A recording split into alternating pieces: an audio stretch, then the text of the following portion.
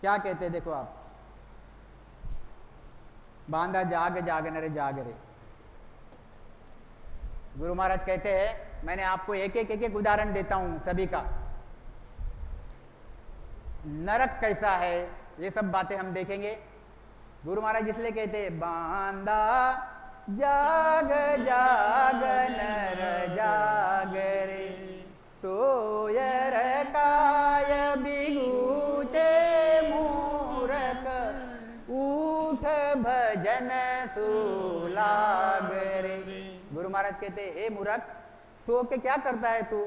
उठ के स्मरण कर, भजन कर, नाम स्मरण कर, नाम स्मरण कर, भजन कर, कर्म काट।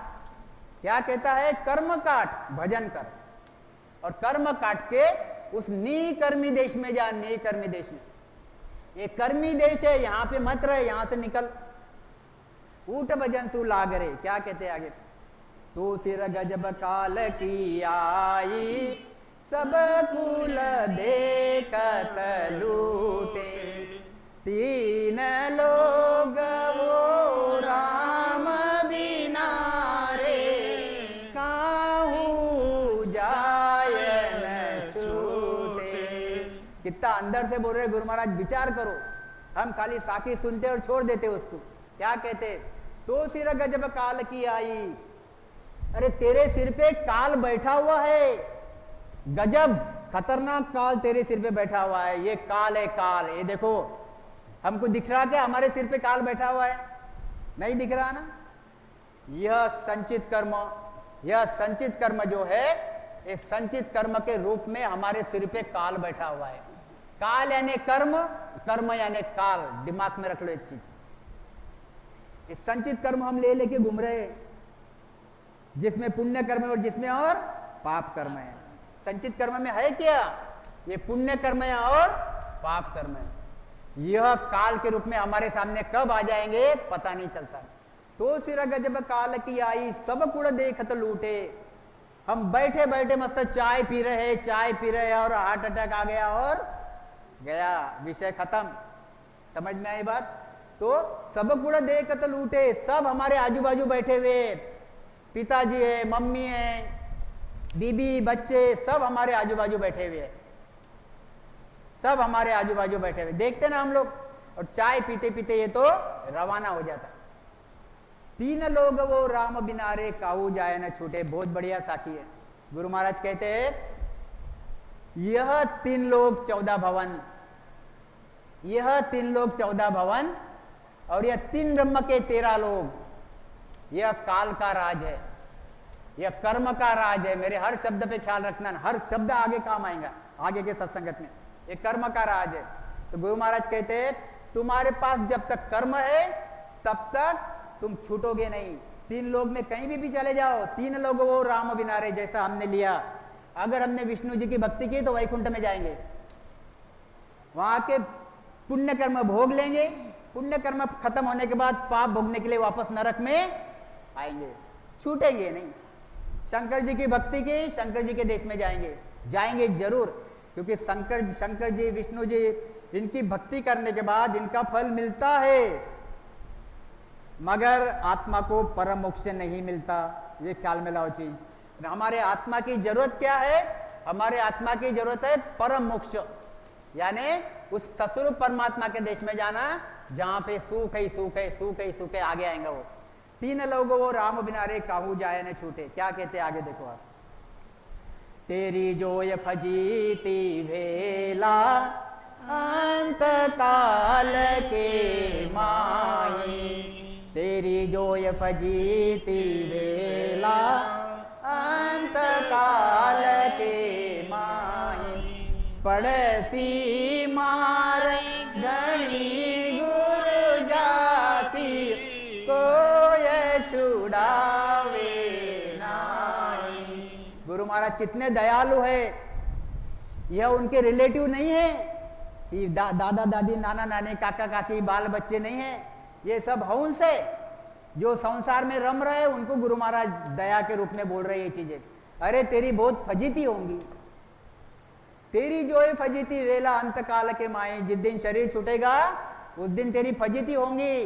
और पड़सी मार घनी गुर्जा की, बहुत मार पटेंगे गुर्जा की। गुरुज क्या रहता? गुरुज जैसे हनुमान जी का गदा रहता, गदा को ऐसे नोकीले ऐसे काटे रहते और इससे मारा जाता, जीव को मारा जाता, पकड़े जाता, ठोके जाता।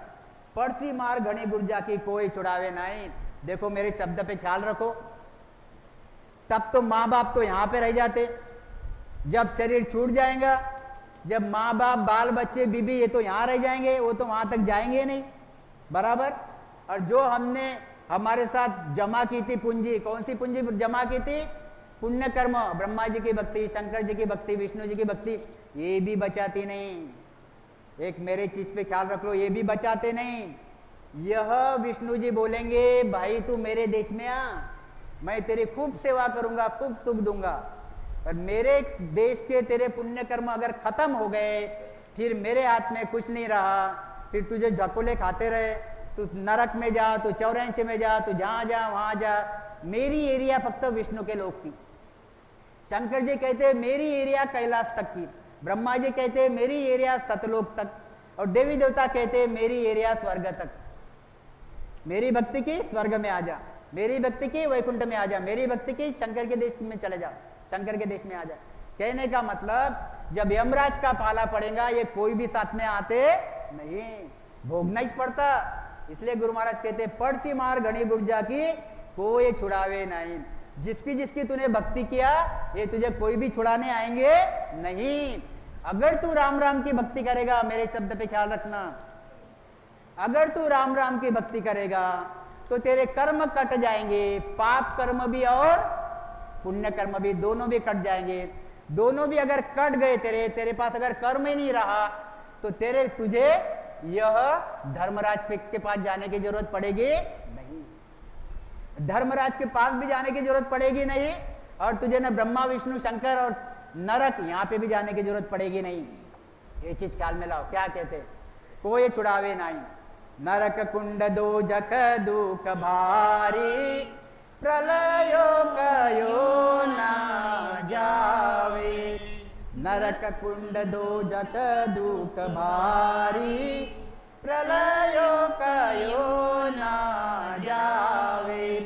गर्भवास में ऊंदो टेरे, गर्भवास में ऊंदो टेरे, जीना दुख बोपाती। क्या कहते? नरक कुंड दो जख दुख भारी।